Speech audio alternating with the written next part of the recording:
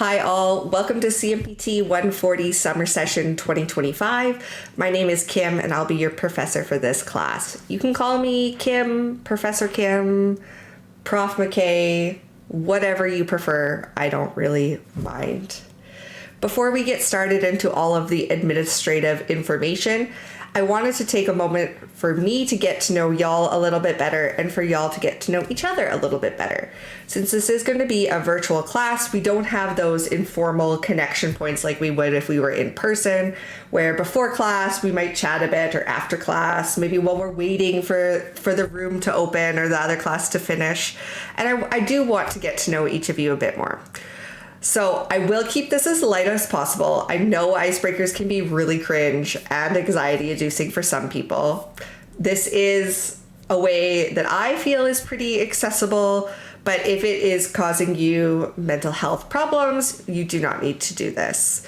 So what I would like you to do is to go to the discussion boards on Canvas, find the MISC board, and in that place, post a little bit about yourself. So mostly, here's some prompts that you could use. You could just tell us at least one of like your favorite book, your favorite movie, video game, hobby that you have, or your favorite kind of cookie. You'll know you're in the right spot because you'll see my post where I share a little bit about my background. I gave you my top 3 favorite video games because I can't pick right now, and then also my favorite kind of cookie. All right, now into the administrivia. So there are multiple first-year computer science courses, as you may have recognized when you were looking through the course catalog. We have 3 in total: CMPT140, which is this course, 141, and 145. They all happen one after the other, but there are 2 different entry points. So you can either start at CMPT140, which is the course we're in right now. It's really good for people who've had no prior programming experience. So we don't expect that you've taken any courses in high school or spent a weekend at a hackathon or anything like that. If you do have some programming experience, you'll probably find CMPT 140 a little bit too slow, and you'll want to start instead at CMPT 141. So CMPT 141 will also give you all of the information that CMPT 140 gives you, but they do it in a really condensed way at the beginning of that class, and then they get on to the more challenging topics as the months go on there. If you have any questions about that, you can either reach out to me and I can connect you with a computer science academic advisor, or you can reach out to the department directly. So this slide here, you can read through it yourself. I won't read through everything that's on the page. It gives you an idea of, are you in the right place? Do you maybe need to talk to an academic advisor? So it tells you different kinds of things for why you should be taking this course. So like if you need a science credit, if it's required for your program, if you want to major in CS and you don't have that programming experience. And then it also just repeats there what I said earlier, that if you want a faster start, if you have CS experience or computer science experience, you might want to take 141 instead. Just reach out to an advisor. There are lots of possible progression paths throughout these first 3 computer science courses if you want to do a computer science major. So you can start off with CMPT 140 in term 1, CMPT 141 in term 2, and CMPT 145 in spring or summer. What you might be doing right now is starting off with CMPT 140 in summer, then maybe taking 141 in term 1 and 145 in term 2. So we try to offer all 3 of these courses in all of the different terms throughout the year so that you have lots of flexibility for designing your course structure and making sure if you do want to take all 3 that it can fit in nicely. I suspect you already have found the course Canvas page, but if you haven't, and somehow my YouTube SEO is just so amazing, which it shouldn't be because I tried to do absolutely 0 SEO, this is the URL for it. You can click on that. That's going to bring up your Canvas page. There's slides that go through all of the different details. What I prefer to do is I'm going to just go right over into the Canvas page here. And then we are going to go through it, and then I'll high level go through those different slides after the fact. I just need to find exactly which thing I need to switch, and here it is. There. So when you first log on to the Canvas page, it should look something like this. You obviously won't have this beautiful pink border, fuchsia border, whatever you want to call it, that says you're currently logged into Student View, because you are a student. So this is just what you will see. You'll see all of these different tabs that we have, or modules that we have throughout the course. What I try to do for my online courses is structure what needs to be done by week so that things aren't easily missed. So up at the top here, we have course information. So it's going to be things like your schedule, getting helps, or course schedule, getting helps with assignments and labs, etc. I would take some time to look through all of these. They have lots of great info. I'm a really visual person, so I laid this all out in terms of a Google Calendar, which you can also download.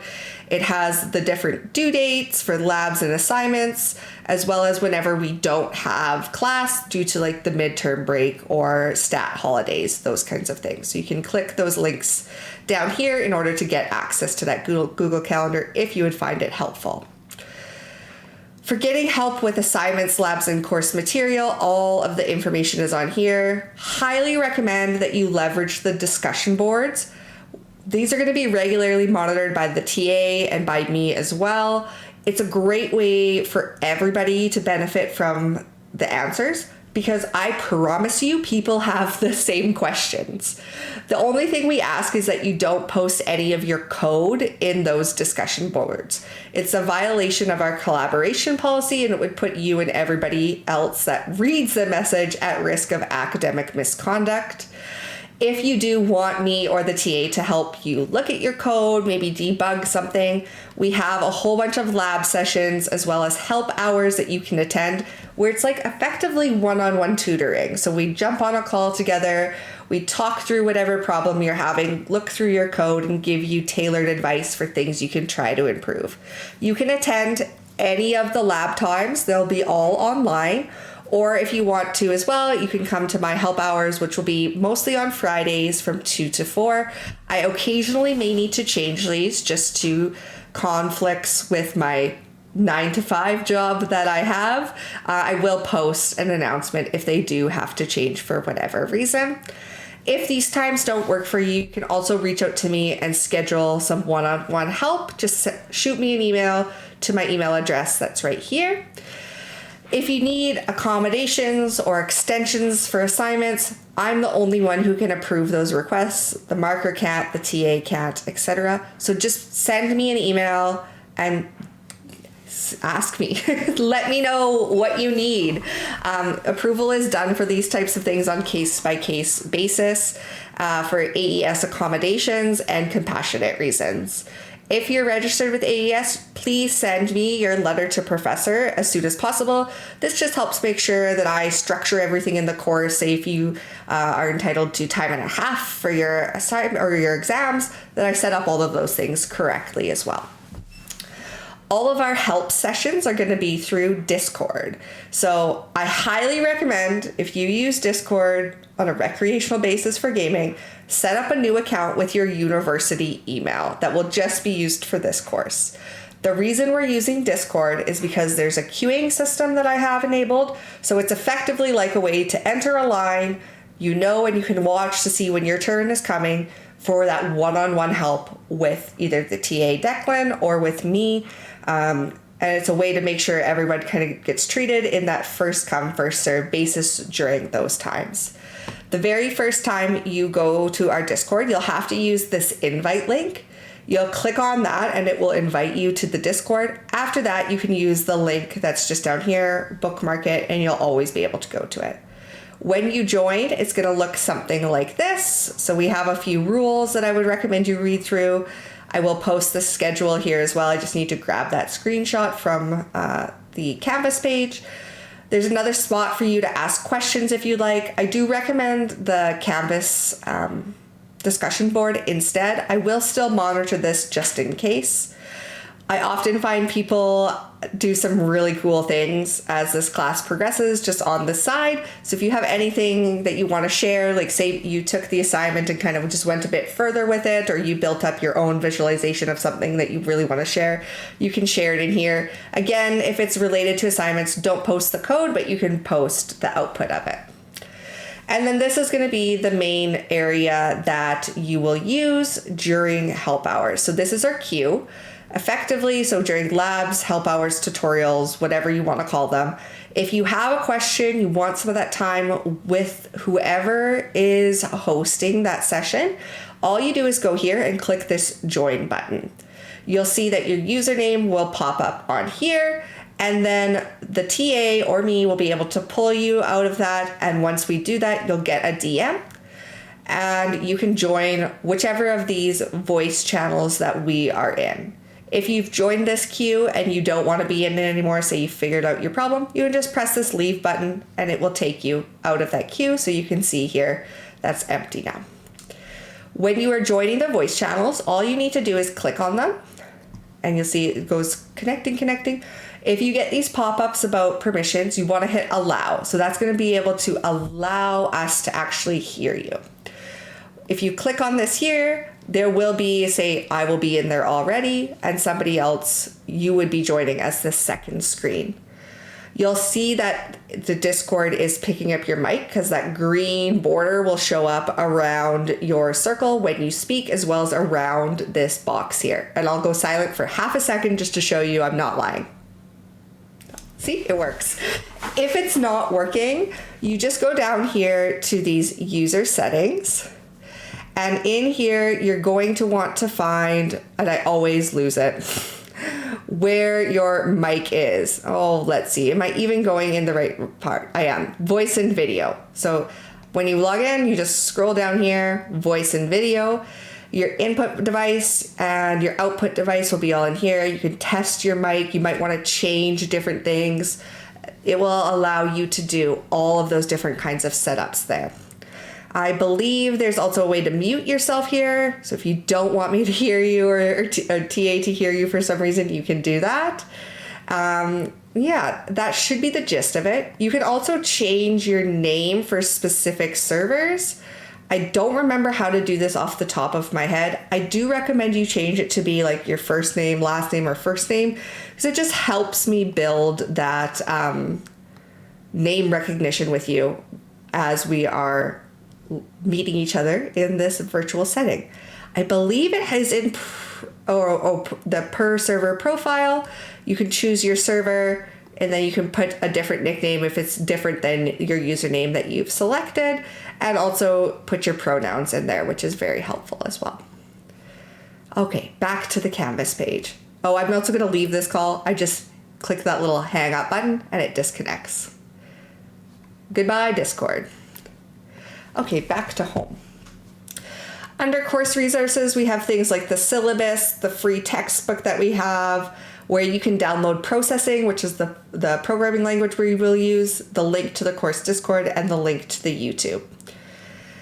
Every week, you'll have a page that's called Learning Resources. It will give you the different videos that you need to watch, what you need to read before you watch them, as well as the solutions to the exercises. And then at the bottom, I have all the things that are due that week. So you'll see the assignment 0, lab 1, 2, etc., etc. The rest of the Canvas page should be pretty similar to what you are used to. So discussions are the discussion boards. You'll see I have a couple of different ones so that we can help keep a little bit of separation between the different kinds of questions that come in. You can see your grades by going to the grades tab. The assignments that are due by going to the assignments tab. So this will show all of the upcoming assignments, and as well as the labs as well. I prefer the show by type. I don't know why. I find show by date overwhelming. Show by type seems a lot more manageable to me. So all the assignments are separated out and then all of the labs are separated out. Your final exam you won't be able to see until that date is scheduled and it actually happens, but it will show up as well on the Canvas page. All right, now that I have talked a lot about that, let's go back to the slides and I will just reiterate the important points. We already went through this. Feel free to read it if you want.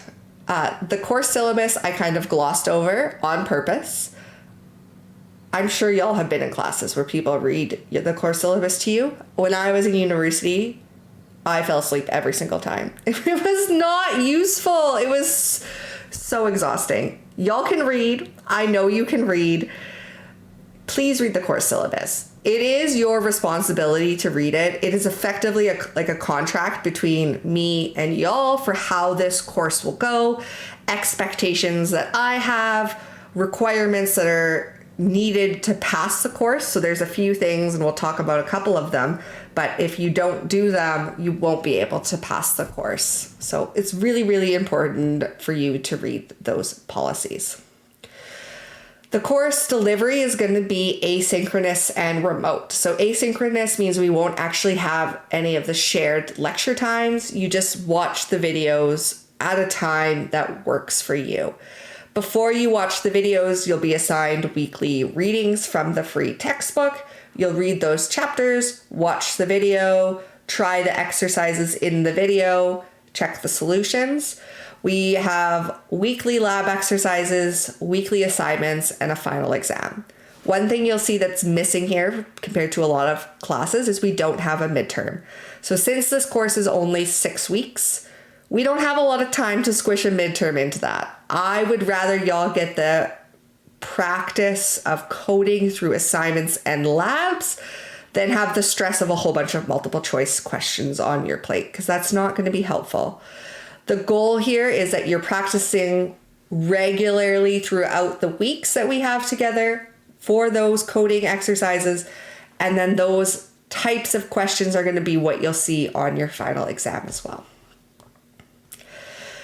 As I mentioned, you'll have readings from the text each week and lecture exercises to work through. My videos will walk through the solutions for most of the exercises, but not all. But there is also a PDF that will have the solutions as well. And again, this is more practice for us to build up those coding muscles. We really just want to practice over these 6 weeks. Here is how your final grade will be calculated. So each assignment is going to be worth 7.5%. There's 15 lab exercises, which are on a platform called CodeLab, that are worth 1% each. And then the final exam is worth 40%. We have an assignment due this Friday. I know, I'm sorry, don't panic. It's not that bad. It is just going through the library's course on academic honesty and then uploading the certificate. It truly does not take too long, but don't leave it until the end. And if you have a valid certificate that you took from a previous class this year, as long as the completion date is July 2024 or later, you can still upload that and get full credit.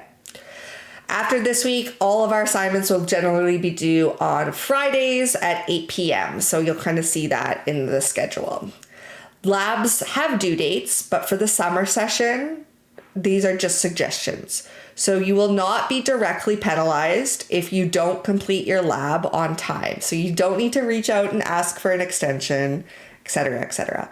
As long as your lab is completed by the end of classes, which I believe is like August 15th or something like that for us, you will still have the opportunity to receive full grades.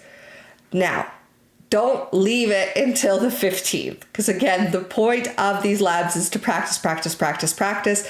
Some of them are really frustrating, and some of them you will need help, and you will want to jump into like help hours or labs, etc., to help work through them, which is why we are here. I don't know when the final exam is yet. I will let you know as soon as I know. The university schedules that. I have no control over it. Please don't make travel plans until we know those dates. So lab exercises are through something called CodeLab. You'll just click on the lab in Canvas and it will load up. You do not have to pay for CodeLab anymore. So if you've heard you had a sibling, a friend who used to take comp sci, we no longer pay for CodeLab. Yay, so exciting. It will give you immediate feedback, but it's automated. So sometimes the feedback is really nonsensical. when you get feedback and you don't know what it means, just reach out to the TA, reach out to me. We're here to help you figure out what went wrong and how you can help improve it. You can also retry code labs as many times as you want until you get it right, so there was no penalty for wrong answers. It is very possible to get 100% on all of your labs because you can try them as many times as you want and the deadlines are flexible. Assignments will be due every Friday at 8 p.m. CST. They will be fewer questions than the labs, but longer, and they'll all be mostly based on programming once we get through the first couple of assignments. They are marked by a human, which means we make mistakes sometimes, and that's okay. If you think there was a mistake made on your assignment, just shoot me an email. I'll take a look at it and I can update the grade if I think something went wrong, or I can give you some additional feedback as to why the marker chose the specific mark they did for that. We will aim to have feedback back within 1 week. If you don't have it back within a week, you can reach out to me and I can take a look at what's going on there. We already talked about the final exam. Here's a few more details about it. It will be open book, but you are not allowed to collaborate with other students in the course while you're taking the final exam. The textbook is available on the Canvas page. It is free. Whoop, whoop. Oh my gosh. And it says Moodle. We used to use Moodle instead of Canvas. It's an artifact. I think I should leave that in there forever just to remind me of where we've come from. You can buy a printed copy from the bookstore, but you don't have to. It's a really, really great textbook. Very practical, very aligned with the different exercises that we'll be doing in each video. For this course, we're going to be using a programming environment called Processing, and the programming language that we're going to use is Python.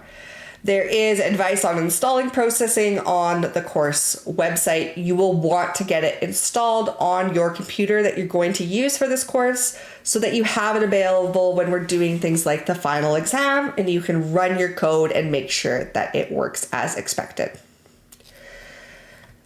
I cannot emphasize this enough. Please reach out if you need help. A remote course is going to put you at a distance from me and the TA. But getting help as you work is so important because it's going to help you understand the course material. It will help you find bugs quicker, help you design your code, etc. Do not put off getting help because you think your problem is silly or not hard enough. There's never been an instance where someone has reached out to me and I've been like, oh, you shouldn't have asked me about this. Never, ever, ever. I am so, so happy to be able to help you through this. It can be a trap when it comes to programming. You'll get in the zone coding something and then all of a sudden you're dealing with this bug and you're plucking away at it and hours have passed. Whereas if you would have just reached out to either me or the TA, posted something in the discussion, we could give you a little bit of a push in the right direction and you could get to that solution much, much quicker. We have regular help hours. I say help hours, but those are the labs and then also my office hours. And it's going to be through Discord, which we showed, or can be scheduled by appointment with me. Academic honesty. This is the spiel we do every single time. You need to do your own work. You don't need to struggle alone. You can reach out for help, but you do have to do your own work. This means you cannot copy solutions from the internet. Sites like Chegg, Homework Helper, etc., we know they exist. We have ways of finding out who is looking at the solutions and leveraging the solutions on those sites. If you do that, you are violating the academic honesty policy of the University of Saskatchewan, and there will be consequences. You should also never use GenAI to generate solutions for this course. The whole point of an intro computer science course is to build those coding muscles and learn those principles. If you're just asking, ChatGPT to vibe code for you, you might get a reasonable solution out of it, but you won't have learnt those skills that you need to learn. You should not be uploading any question text to the internet. This violates the copyright policy of the university. So all the course materials that we have are copyrighted by the University of Saskatchewan. If they are posted on other sites and we find them, and again, we have ways of finding them, those will have copyright infringement actions taken on them, which can come back to you. I really recommend never sending assignment code to another student. Even if they're your friend, even if they ask nicely, even if they promise they just want to see something.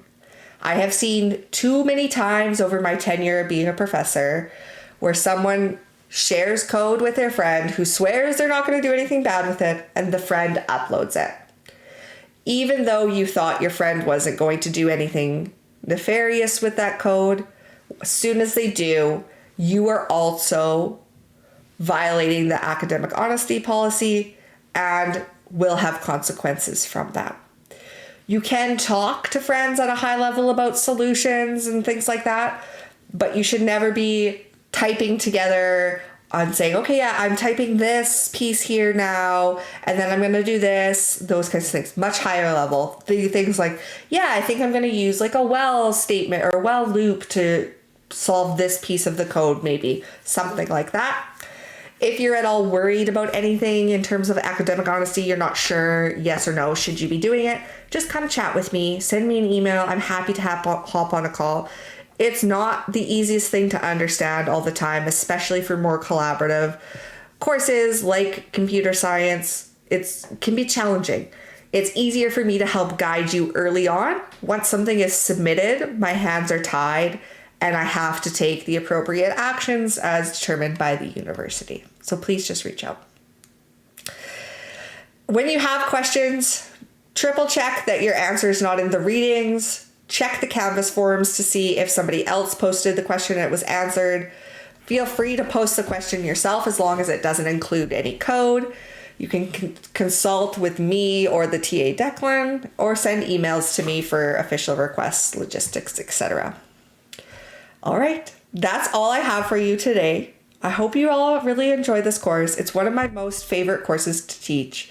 I'm really excited to get to know y'all over the next 6 weeks, and happy coding. Bye.